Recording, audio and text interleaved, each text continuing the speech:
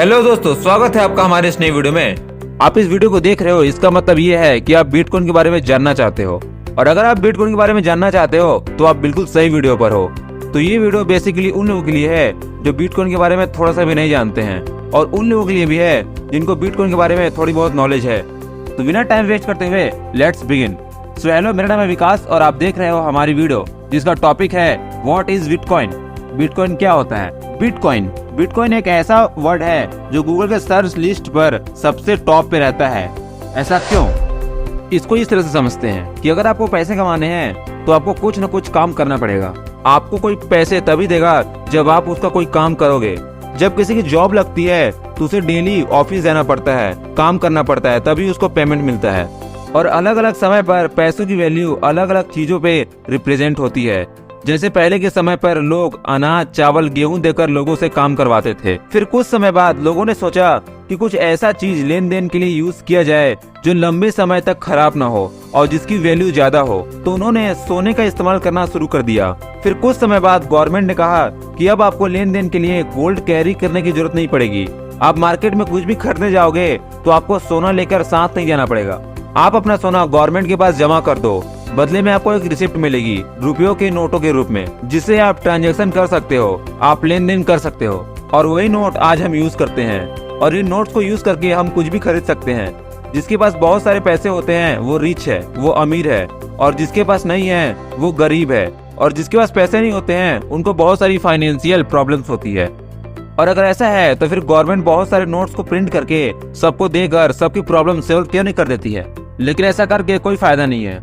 जैसे मान लीजिए बस 1 किलो आलू पूरे मार्केट में बची हुई है और उसको लेने वाले बहुत लोग हैं और सबके पास 1 लाख रुपए है, तो आलू तो उसे मिलेगी जिसके पास 1 लाख रुपए से ज्यादा पैसे हो। तो ऑटोमेटिकली आलू की कीमत 1 लाख रुपए से ज्यादा हो जाएगी। अगर गवर्नमेंट नोट छाप के सबको दे भी दे तो उसे प्रॉब्लम सॉल्व नहीं होगी, बस सामानों के प्राइजेस, चीजों की कीमत बढ़ जाएगी। जो चीज 100 रुपए में मिलती थी वो अब 1000 रुपए में मिलेगी, जिसकी वजह से महंगाई भी बहुत ज्यादा बढ़ जाएगी। फिर धीरे धीरे ये पेपर मनी डिजिटल मनी में कन्वर्ट होने लगी। लेकिन इसमें भी बहुत सारे प्रॉब्लम थे कि जैसे आप किसी को पैसे भेजें और आपके अकाउंट से पैसे कटे और उसके अकाउंट तक पहुंच जाएं, और कहीं ऐसा ना हो जाए कि आपके अकाउंट से पैसे कटे ही ना और उसके अकाउंट में पहुंच जाएं, और ऐसा भी ना हो जाए कि आपके अकाउंट से पैसे कटे और दूसरे के अकाउंट तक पहुंचे ही ना। और इसी सब चीज को कंट्रोल करने के लिए सेंट्रलाइज्ड बैंक सिस्टम बना। लेकिन इस सेंट्रलाइज्ड बैंक सिस्टम में भी प्रॉब्लम है। जो पैसे आप बैंक में जमा करते हो, बैंक उस पैसे को इन्वेस्ट करता है, और अगर इन्वेस्टमेंट में अगर कोई लॉस होता है तो आपका पैसा रिस्क में आने लगता है। अगर आज की डेट पर सभी लोग अपना पैसा बैंक से निकालना चाहे तो बैंक पूरा पैसा दे ही नहीं सकता, क्योंकि बैंक बहुत सारे पैसे को इन्वेस्ट कर चुका है, उसके पास पैसे ही नहीं है वापस करने के लिए। आपके अकाउंट में जो बैलेंस वो करता है वो बस एक नंबर होता है। एक तरह से आप अपना पैसा किसी दूसरे के हाथों में दे रहे हो। इसी टॉपिक ने गवर्नमेंट को सजेस्ट किया कि कैसे इस सिस्टम को रिप्लेस किया जाए बिटकॉइन और क्रिप्टो करेंसी से। तो असल में इसका मतलब ये हुआ कि अभी बैंक जो ये सेंट्रलाइज्ड बैंक सिस्टम बना के रखा है और सारे ट्रांजैक्शन के डिटेल को मेंटेन कर रहा है, और ये कंफर्म कर रहा है कि ट्रांजैक्शन सक्सेसफुली हो रहे हैं कि नहीं।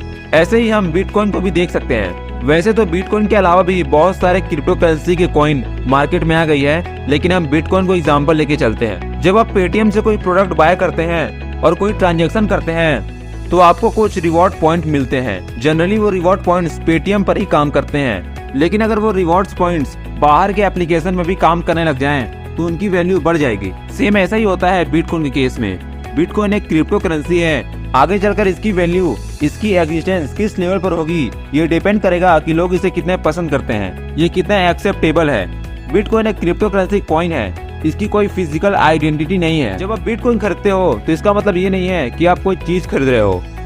बिटकॉइन एक ऑटोमेटेड स्ट्रक्चर है। इसके लिए आपको बैठकर प्रोग्रामिंग या कोडिंग करने की जरूरत नहीं होती है।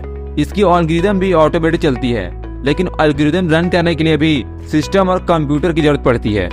इतने बड़े लेवल पर सिस्टम को रन कराने के लिए हजारों कंप्यूटर्स की जरूरत पड़ती है, और इन हजारों कंप्यूटर को मेंटेन करने के लिए थर्ड पार्टी की जरूरत पड़ती है। लेकिन अगर थर्ड पार्टी इसमें इन्वॉल्व होगी तो बात घूम फिर के वही बैंक वाली बात पर आ जाएगी। ये सारा कंट्रोल एक थर्ड पार्टी के पास चला जाएगा और इसी चीज को अवॉइड करने के लिए बिटकॉइन माइनिंग का कॉन्सेप्ट आया। इसमें लोग अपने कंप्यूटर को यूज करके एल्गोरिथम को रन कराते हैं और जब ट्रांजैक्शन सक्सेसफुल हो जाता है तो एज ए रिवॉर्ड उन्हें बिटकॉइन मिलता है। और क्योंकि ये सारा सिस्टम डिस्ट्रीब्यूटेड और ब्लॉकचेन के रूप में है तो इसका कंट्रोल किसी एक अथॉरिटी या किसी एक के पास नहीं है और इसीलिए इसे हैक भी नहीं किया जा सकता है। और अगर ऐसे ही बिटकॉइन माइनिंग बिटकॉइन को जनरेट करते रहेंगे तो बात वही आलू वाले एग्जाम्पल के जैसे हो जाएगी। इसी चीज को अवॉइड करने के लिए ये पहले से कंफर्म है कि 21 मिलियन बिटकॉइन से ज्यादा बिटकॉइन जनरेट नहीं होंगे। बिटकॉइन माइन करने वाले को बिटकॉइन कितना मिलेगा ये डिपेंड करता है कि कितने लोग कंप्यूटर लेके बिटकॉइन माइनिंग कर रहे हैं। 2009 में आपको 200 बिटकॉइन जनरेट करने के लिए 2 से 3 दिन लग जाते थे, लेकिन आज के डेट में आपको अगर एक बिटकॉइन जनरेट करना है तो आपको 150 साल से भी ज्यादा समय लग सकता है। अब बात करते हैं बिटकॉइन के डिसएडवांटेज के बारे में। पहली चीज कि ये हर जगह एक्सेप्ट नहीं होती है। दूसरी चीज इसमें गवर्नमेंट का कोई भी कंट्रोल नहीं होता है, इसलिए इसे इनलीगल कामों के लिए यूज किया जाता है। और तीसरी चीज इसकी वैल्यू हर 30 सेकंड में चेंज होती रहती है। जैसे मान लीजिए आपने कोई सामान मार्केट से खरीद के लाया और अगर आपको अब वापस करना है उसे, तो जब तक आप शॉप में जाकर उसे चेंज करोगे तब तक उसकी वैल्यू चेंज हो गई होगी। अब ऐसे में प्रॉब्लम ये है कि दुकानदार आपको कितने पैसे वापस करेगा इसके लिए कोई मैकेनिज्म नहीं बनाया आज तक। और अब बात करते हैं कि बिटकॉइन इंडिया में लीगल है भी कि नहीं, तो इसका जवाब है हाँ, बिटकॉइन इंडिया में लीगल है, लेकिन गवर्नमेंट उतना रिकॉग्नाइज नहीं करता है। इसलिए अगर आप इसमें इन्वेस्ट करोगे, इसमें ट्रेडिंग करोगे तो इसका सारा रिस्क आपका होगा। तो इस वीडियो में आपको पता चला कि बिटकॉइन एक डिजिटल करेंसी है जो क्रिप्टो करेंसी के अंदर आता है, जिस पर किसी का कंट्रोल नहीं है और ना ही इसे हैक किया जा सकता है। सो आई होप आपको बिटकॉइन के बारे में काफी नॉलेज हो गई होगी। वीडियो कैसे लगी कमेंट में जरूर बताना और अगर अच्छी लगी हो तो वीडियो को लाइक करके चैनल को सब्सक्राइब जरूर कर देना और कमेंट करके जरूर बताना कि नेक्स्ट वीडियो कौन से टॉपिक पर चाहिए। Thank you for watching, bye.